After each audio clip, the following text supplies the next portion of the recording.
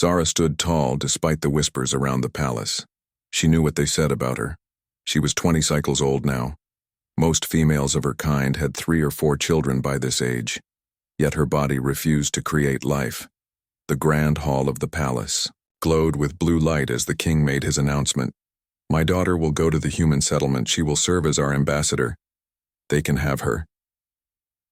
Zara felt her heart sink in her chest but showed no emotion. Her pale blue skin seemed to grow even lighter as the blood drained from her face. The humans were new to this galaxy. They had only arrived 5 seasons ago. Most of her people saw them as strange creatures with their single heart and fragile bodies. No one protested the king's decision. Why would they? An infertile princess had no value here. 2 days later, Zara found herself on a transport ship heading to the human colony. The ship landed with a soft thud at the edge of the human settlement. Terra Nova, the humans called. "Welcome, Princess Zara," said a tall human woman with light brown hair. "I am Susan Blackhead of Diplomatic Relations." Zara nodded her head in the formal greeting of her people. "I thank you for accepting me. I hope to serve both our peoples well." Susan smiled. "We are honored to have you. The ambassador quarters are ready for you." The human settlement was nothing like the crystal cities of her homeworld. The buildings were square and practical, made of materials they could find or create on this new world. Everything seemed temporary, as if the humans might pack up and leave at any moment. Zara's quarters were comfortable but simple. A large window looked out over the small lake that provided water for the colony. She watched human children play along its shores. They seemed so carefree. Weeks passed as Zara learned human customs. She found them fascinating. They touched each other so freely. Hugs and handshakes were common. Her own people rarely made physical contact outside of mating or medical necessity. She met many humans during this time, but one caught her attention more than others. His name was Jack Lee. He worked as a biologist studying the local plants and animals. He often came to her with questions about her world's ecosystem. Jack had kind eyes the color of the sky on her homeworld. His hair was the shade of the desert sands. She found herself looking forward to his visits. "The cellular structure of your plants is amazing," Jack told her one day as they walked along the lake. "They use light in ways we never imagined possible. Our scientists have studied them for thousands of years." Zara replied, "We still discover new properties." Jack stopped walking and turned to face her. "Would you mind if I asked you a personal question?" Zara felt her heart beat faster. "You may ask." "Why did the king send you here? Your people clearly value royalty, yet you were sent away." Zara looked out over the water. "I am defective. I cannot have children. A princess who cannot continue the royal line has no purpose." Jack's face showed an emotion Zara had learned was called anger. "That's barbaric. You have value beyond your ability to reproduce." No one had ever said such a thing to Zara. She felt a warmth spread through her body. That night, Zara dreamed of home, but for the first time she did not wish to return. As months passed, Zara and Jack spent more time together. He taught her about Earth customs, and she told him stories of her world. Sometimes their hands would touch, and Zara would feel a strange flutter in her heart. One evening, as they watched the sunset over the lake, Jack turned to her. "Zara, I need to tell you something. Our scientists have been studying your physiology." Zara tilted her head. "Why would they do this?"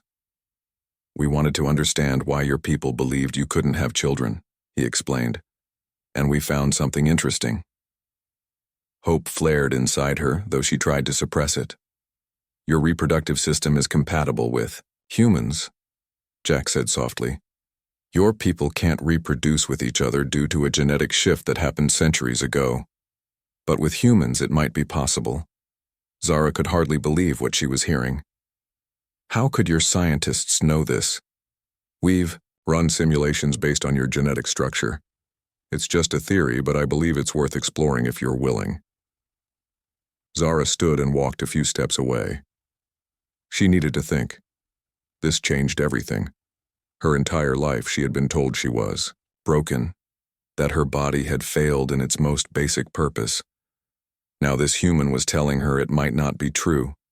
She turned back to Jack. "If what you say is true, my father banished me for nothing." Jack approached her slowly. "He banished you because he didn't understand.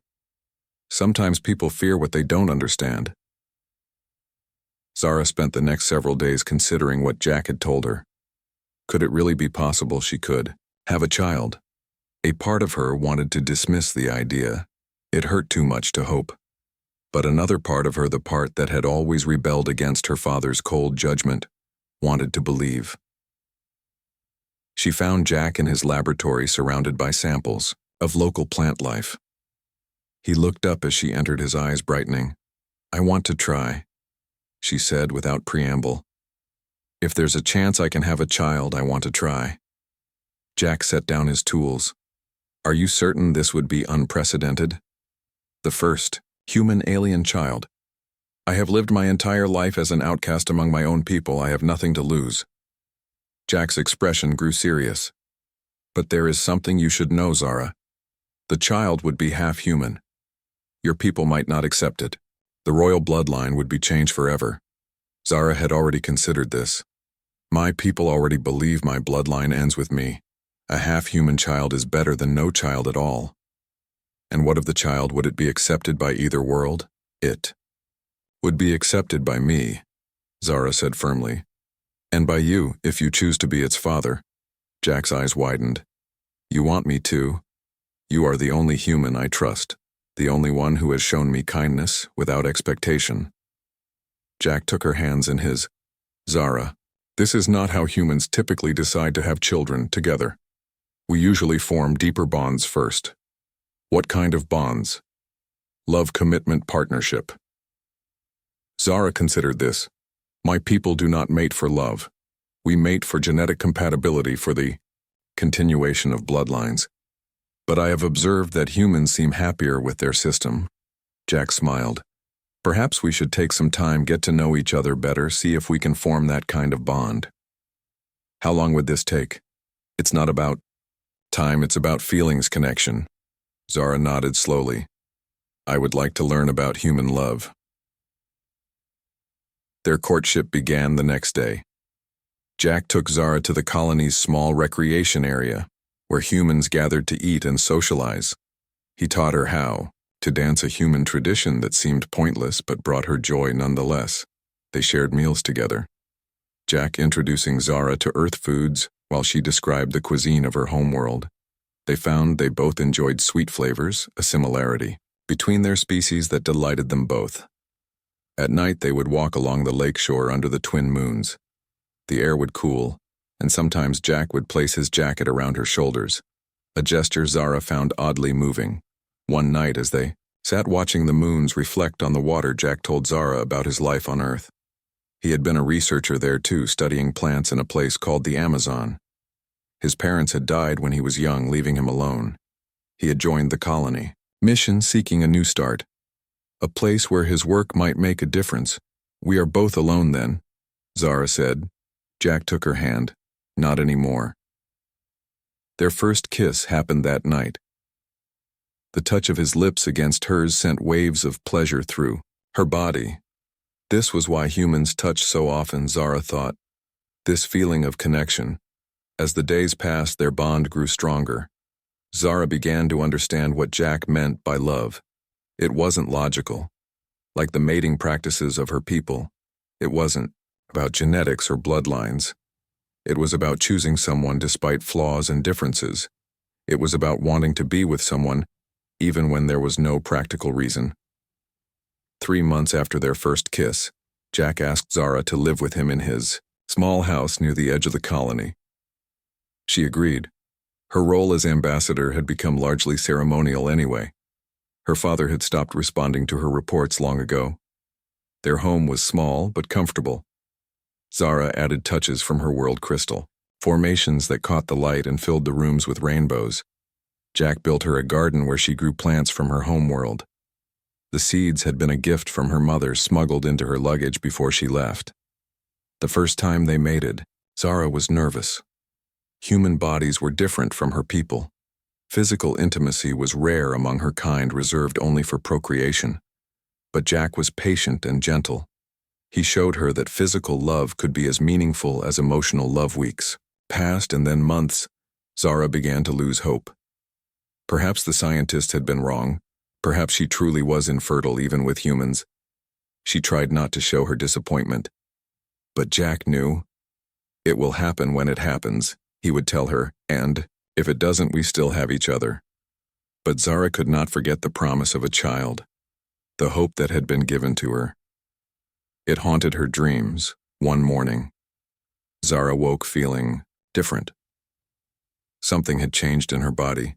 She placed a hand on her stomach and felt a warmth there, a new energy. Could it be? She rushed to the medical center where Dr. Ellen White, the colony's chief physician, examined her. Princess Zara, the doctor, said with a smile, "According to these readings, you're pregnant." Zara felt her heart's racing. "You are certain?" "Clearance granted, Stardust," came the reply. "Proceed to landing pad 47. Zara looked out the viewport at the blue and green world below her new home. She placed a hand on her growing stomach. Soon her child would be born on this planet. A child of two worlds. Earth was nothing like Zara had imagined. It was louder, more chaotic, more vibrant than any place she had ever been. The city they landed in, called New Vancouver, was a sprawling metropolis of tall buildings and busy streets. Jack's contacts met them at the spaceport. Two scientists from the Global Xenobiology Institute, Dr. Maya Foster and Dr. Peter Wong. They escorted Zara and Jack to a secure facility outside the city. "We've prepared living quarters for you," Dr. Foster explained as they drove, "and a fully equipped medical suite to monitor the pregnancy." "Will we be prisoners here?" Zara asked. Dr. Wong shook his head. "Not at all. You're our guests, not test subjects. We want to help you and learn from you, but your safety is our priority. Your father has already made formal inquiries through diplomatic channels." "What kind of inquiries?" Jack asked. "He claims his daughter was kidnapped by humans, that her pregnancy is the result of illegal experimentation." Zara laughed bitterly. "Of course he would say that. He cannot admit that I chose this, that I chose a human over my own people." Their quarters at the Institute were spacious and comfortable, a far cry from their small home on the colony, or the cramped cabin of the Stardust. Large windows looked out over forests and mountains, a peaceful place to await their child's birth. The next 2 months passed quickly.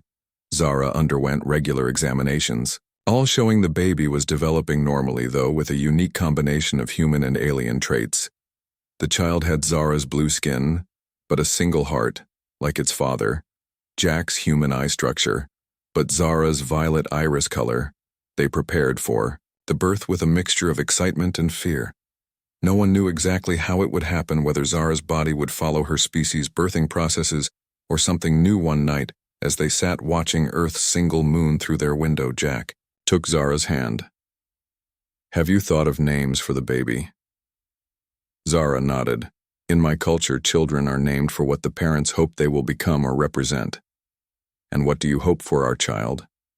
Zara placed her hands on her swollen belly. "I hope our child will be a bridge between worlds, a symbol that different species can create something beautiful together." "Bridge," Jack mused. "That's a bit literal for a name." Zara smiled. "Perhaps hope then, because that is what this child represents, hope. For a better future." Jack nodded. "Hope I like that." The labor began 3 days later, Zara's body glowing brightly as her species did during birth. The medical team stood ready, though they could do little but observe and assist if needed. The birth was faster than a human birth, but slower than what was normal for Zara's species. After 4 hours of labor, Hope entered the world, her cries strong and healthy. Dr. Foster placed the newborn on Zara's chest. The baby's skin was light blue. Her eyes, when they briefly opened, were the same sky blue as Jack's. She had 10 fingers and toes like a human, but the slightly elongated limbs of Zara's people. "She's perfect," Jack whispered, tears streaming down his face. News of the birth spread quickly. first throughout the institute, then to government officials, and finally to the public humans, were fascinated by the first hybrid child. Some religious groups protested, claiming it was unnatural, but most people celebrated Hope's birth as a new chapter in human history. 3 days after Hope was born, a message arrived from Zara's homeworld. It was not from her father, but from her mother, the Queen. It contained just 3 words: "Show me granddaughter." Zara was stunned. Her mother had never defied the king before. With the help of Dr. Foster, they arranged a secure video call. The Queen's face appeared on the screen. Her blue skin slightly faded with age, her eyes wide with anticipation. Zara held Hope up to the camera. "Mother, this is your granddaughter. We named her Hope." The Queen's eyes filled with tears. "She has your face, daughter, and human eyes beautiful."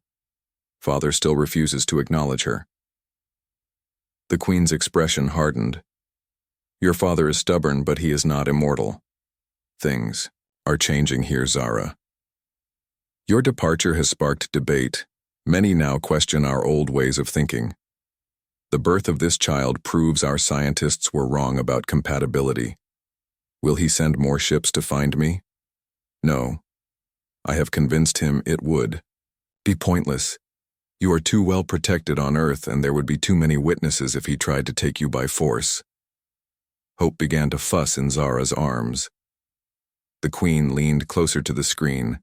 "May I visit someday? To hold her?" Zara felt tears in her eyes. "I would like that, Mother." The call ended with a promise to speak again. Soon, as months passed, Hope grew quickly, showing traits from both species. She crawled earlier than human babies but walked later. Her language development was accelerated, learning both English and Zara's native tongue simultaneously. Researchers from around the world came to study Hope, always with Jack and Zara's permission and oversight. Their daughter became a symbol of possibility, a living proof that different species could not only coexist but create new life together. On Hope's first birthday, they received another message from the Queen. She was coming to Earth, not with the king's blessing, but not against his wishes either. He had agreed to let her go, as a diplomatic gesture. The reunion took place at the Institute. Zara, standing nervously with Hope in her arms as the Queen's shuttle landed, Jack beside her, offering silent support. The Queen emerged alone. She looked older than in their video calls, but still regal. Her eyes immediately found Hope. "May I?" she asked, extending her arms. Zara placed Hope in her mother's arms. The Queen's face transformed with joy. "Hello, little one. I am your grandmother."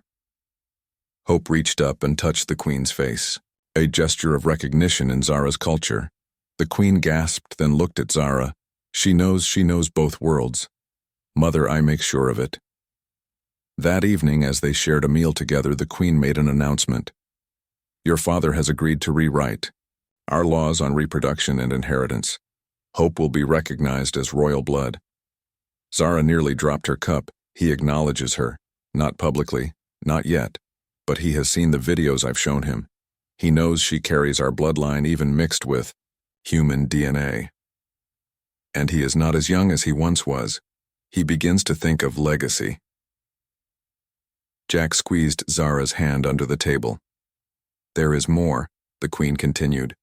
"Other mixed couples have come forward, asking permission to attempt pregnancy. Our scientists are studying your case, your blood samples, the data from Hope's birth. They believe more children are possible." Zara said. The Queen nodded.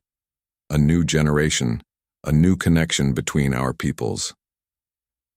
Later that night, as Hope slept peacefully in her crib, Zara and Jack stood looking out at Earth's moon. "Did you ever imagine this?" Jack asked. "When your father sent you away?" Zara shook her head. "Never. I thought my life was ending, but it was just beginning. The king gave away his infertile daughter, and now she has a human child." Zara finished. "A child who will change everything." Jack pulled her close. "I love you. And I love you, Zara replied using the human phrase that had once seemed so strange to her, but now felt like the most natural thing in the world. The readings are clear. There's definitely a life form growing inside you. It has both your DNA and human DNA. It appears to be developing normally, though I must admit, we have no reference for what normal development looks like in this case. Tears filled Zara's eyes, a human reaction she had adopted. I must tell Jack. She found him in their garden tending to the alien flowers that had finally bloomed after months of care. Jack, she called out, her voice trembling with emotion. He looked up immediately, alarmed by her tone. What's wrong? Are you ill? I am pregnant. Jack dropped his gardening tools. His face transformed from concern to wonder. He crossed the garden in 3 long strides and took her in his arms, lifting her off the ground and spinning her in a circle. Are you certain? He asked, setting her down but keeping his hands on her waist. Dr. White confirmed it. The baby has both our DNA. Jack placed a gentle hand on her stomach. Our child, the first human alien child in history. Zara covered his hand with her own. The first of many, perhaps. This could change everything between our peoples. Jack's expression grew serious. Not everyone will be pleased. Your father, the king. Zara hadn't considered her father's reaction. She had been too, caught up in her own joy. He must not know, not yet. The baby must be protected. Do you think he would harm his own grandchild? I don't know. My people value genetic purity above all else. A half-human child might be seen as an abomination rather than a miracle. Jack nodded. Then we'll keep it quiet for now. Tell only those we must. Dr. White can be trusted, but secrets were hard to keep in a small colony. Within days, everyone knew the ambassador was carrying a hybrid child. Opinions were divided. Some humans saw it as a beautiful new beginning, a true joining of their species. Others worried about unknown complications or cultural backlash. Susan Black, the diplomat who had first welcomed Zara to the colony, came to visit. She brought a small, handmade blanket, a gift for the baby. The council has been informed, Susan told them. They're concerned. About what? Jack asked. About how your people will react. Princess. Susan looked at Zara. The king might see this as a provocation. Zara placed a protective hand over her stomach. This child is none of his concern. He gave me away. But you're still his daughter, still royalty. What can we do? Jack asked. Susan sighed. Nothing for now. Continue as normal. I've advised the council to take no official action. We'll wait and see. The waiting ended 3 weeks later. A message arrived from Zara's homeworld. The king had learned of the pregnancy. He demanded Zara's immediate return. He cannot force me to go back, Zara said as she read the message. I am no longer his subject. The treaty between our peoples gives him certain rights, Susan explained, including the right to recall diplomats. I'm not just a diplomat, I'm a person. I have rights too. Susan looked uncomfortable. It's complicated. The council doesn't want to start a conflict. Jack stepped forward. What exactly does the king want? He wants Princess Zara to return home for proper medical care. He claims concern for her health and the health of the child. Zara laughed bitterly. He cares nothing for either. He wants to study the child to determine if it threatens the purity of the royal line. We won't let that happen, Jack said firmly. This is our child. We decide what happens. Susan nodded. I'll convey your response to the council. But prepare yourselves.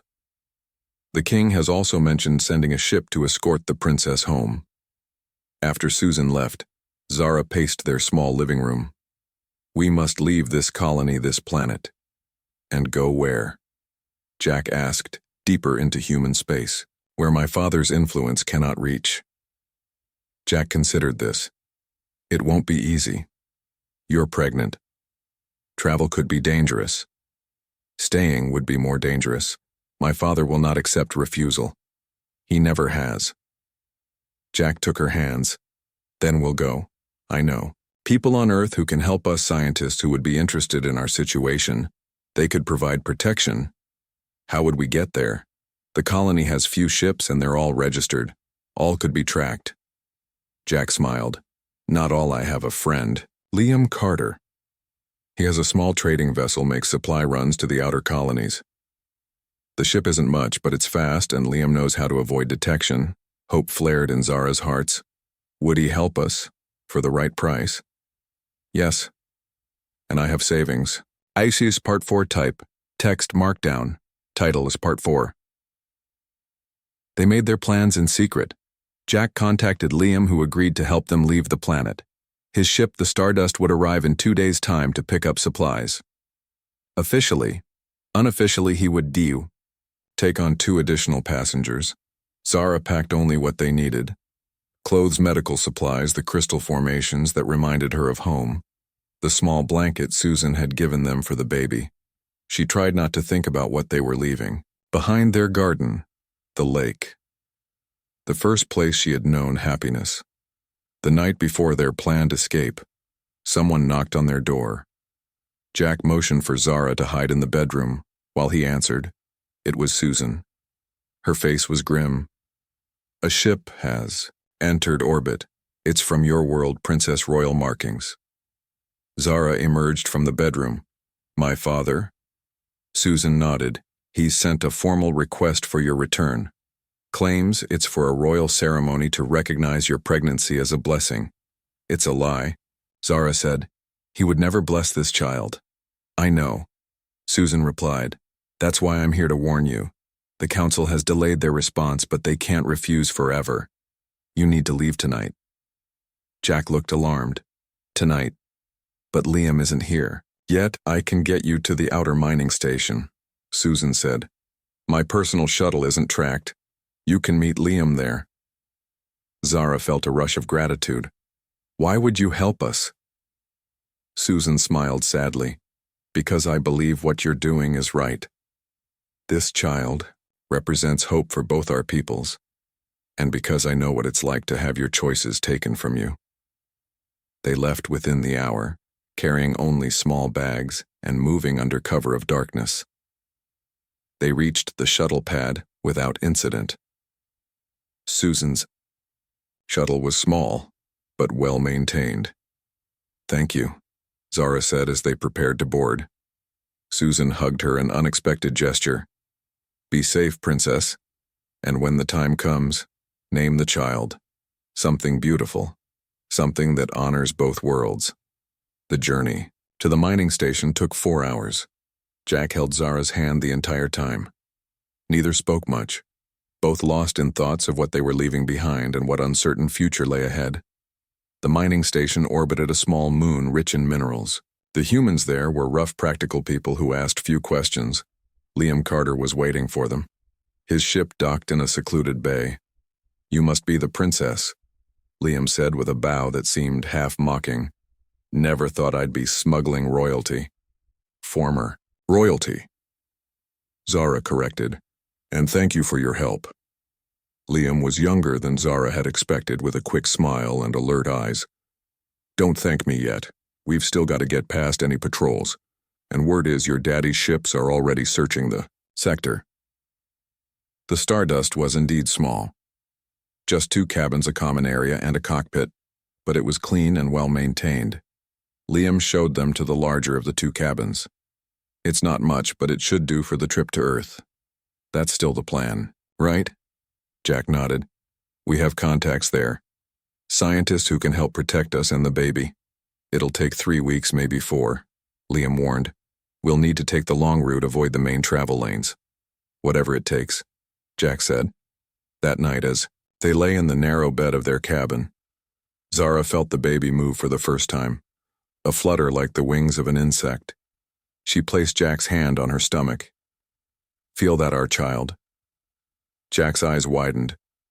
Amazing, already so strong.